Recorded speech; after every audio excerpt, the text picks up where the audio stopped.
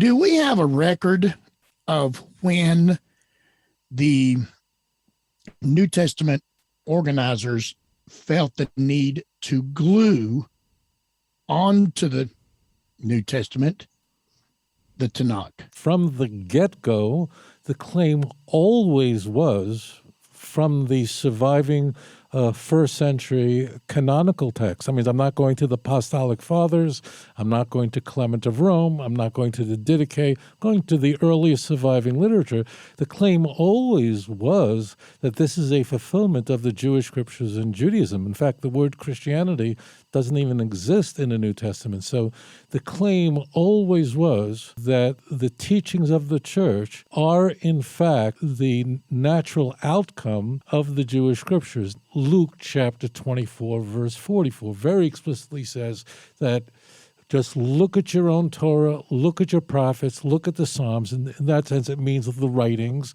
And Jesus is there. And we find in the Gospels where the reader is challenged, says, if you have believed in Moses, you would have believed in me. That's expressed in the Christian Bible very famously in the book of John. 2 Timothy 3, verse 16. The pastoral epistle of Paul says that it is the scripture that is the only thing that is useful for teaching and preaching. And when 2 Timothy was written, there was no New Testament. There were no Matthew, Mark, Luke, and John. What the author is referring to is the Hebrew Bible.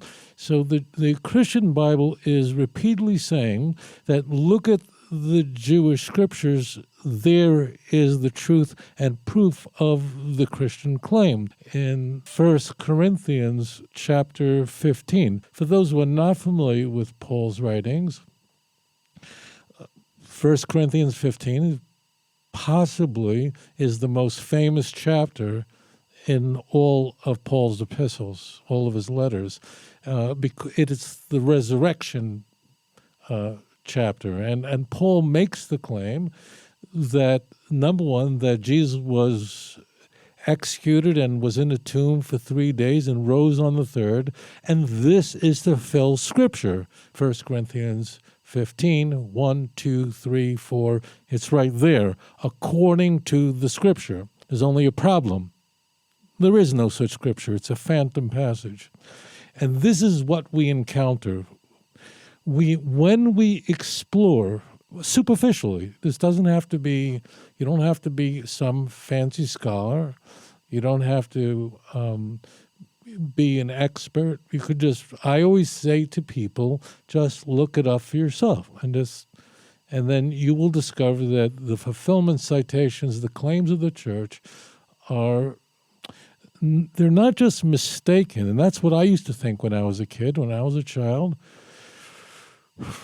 I thought growing up in New York that the Christian Bible was simply making truth claims that they were just mistaken about. You know, like probably the way most of us think about Hindus and Buddhists. You know, well-meaning, but they're just making a mistake. But as it turns out, these are very deliberate mistranslations, just invention of verses that just don't exist, ripping passages out of context. When you encounter that, you then realize that we're dealing with a religion that's making highly falsifiable claims, and all you have to do is just look at the Jewish Bible, look at these passages for yourself. But that's the basis for it. The basis for it is the claim of the church. It's saying we're the fulfillment of the Jewish scriptures. Well, just look it up for yourself. Now, this posed an enormous problem for the church. For every one of the writings of the New Testament, every contributing author, and that is, if really that's the case, what's the obvious question? Then why don't the Jews believe this? Why don't the Jews, I'm talking about the vast majority of Jews, believe this? Like, why don't they go for it? I mean, here you have the very people who are waiting for the Messiah. This may come as a surprise to some folks, but the idea of a Messiah was just completely unknown to the Greco-Roman world. The idea of a Christ was, there was just no expectation of this. So the Jews were the only people waiting for Mashiach. They're the only people who could read their book in its original language. As now, the Jews always had a reputation of being a fairly clever people. Like, why don't... And we were there. The Chinese weren't in the land of Israel. Who was in Eretz Israel during the first century? The Jews were, but surely not the Koreans. They weren't there. So, like, why don't the Jews then believe this if this is so straightforward and so obvious? And the Christian authors are going to, in different ways, attempt to address this, but they have to solve this. Now, the one thing that no writer in the New Testament, no church father, no reformer, no pastor of an evangelical fundamentalist church will ever say is, well, let me tell you why the Jews don't believe this. They don't believe it because they read their Bible and they just draw a different conclusion, which is the truth. I mean, that would be the easiest answer in the world. The Jews examine their holy books and they just draw an entirely different conclusion. That would be the right answer to give. That's what it doesn't have to be a religious Jew. It could be a professor of New Testament at Princeton Theological. Okay, these people are not that religious. Take my word for it. They would all say that, because they're very, very liberal Christians, if they're Christians at all. Some of them are not. You went to Harvard Divinity School, and as any professor, whatever it is, they would say that's the answer. But these are not fundamentalists. So but you'll never find that in the New Testament.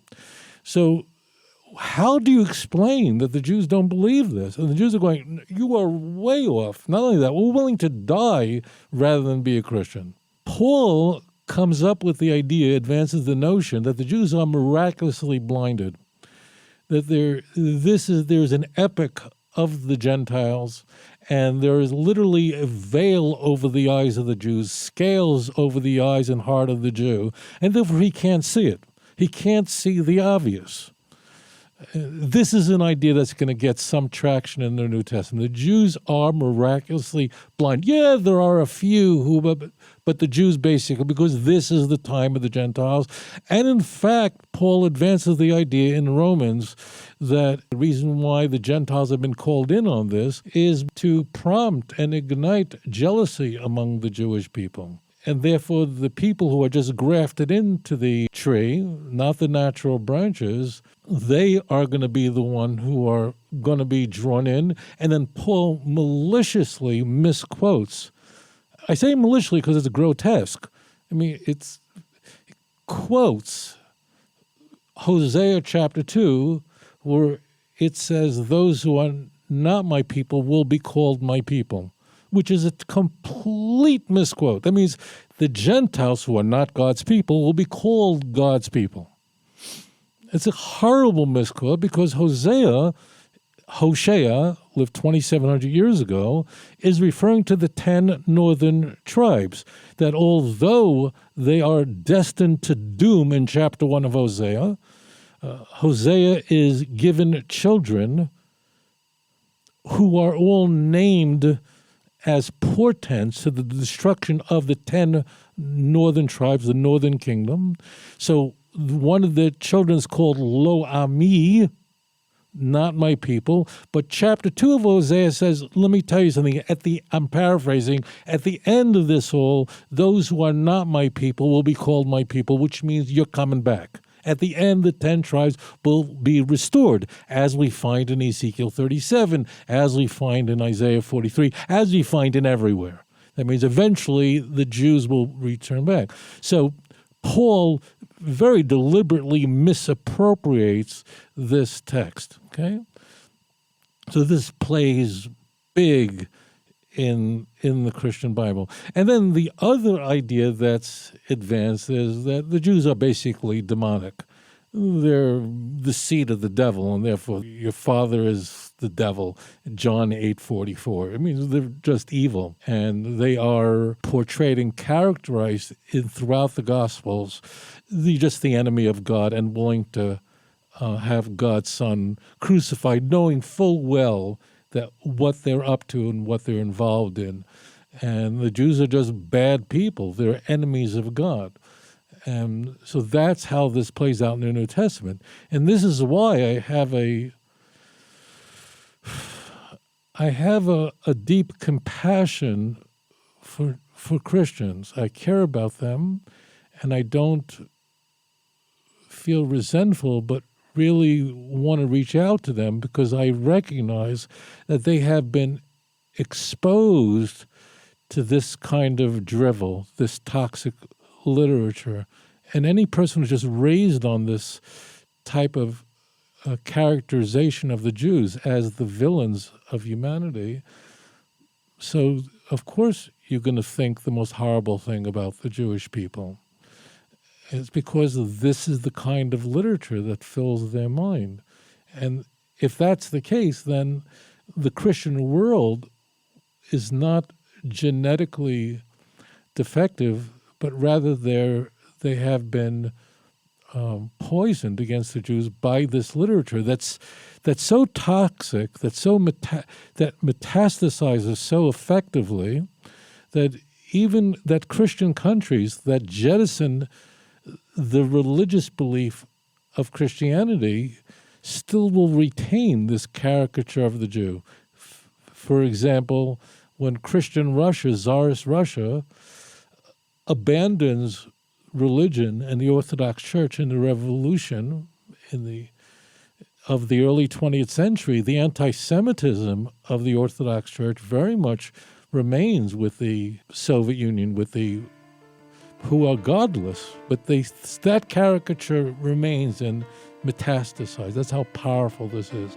So that's the background of why the church draws the conclusions they do and how they characterize the Jewish people. אדון עולם אשר מלך בטרם כל יציר נברא לעת נעשה בחפצו כל אזי מלך שמו נקרא ואחרי ככלות הכל לבדו ימלוך נורא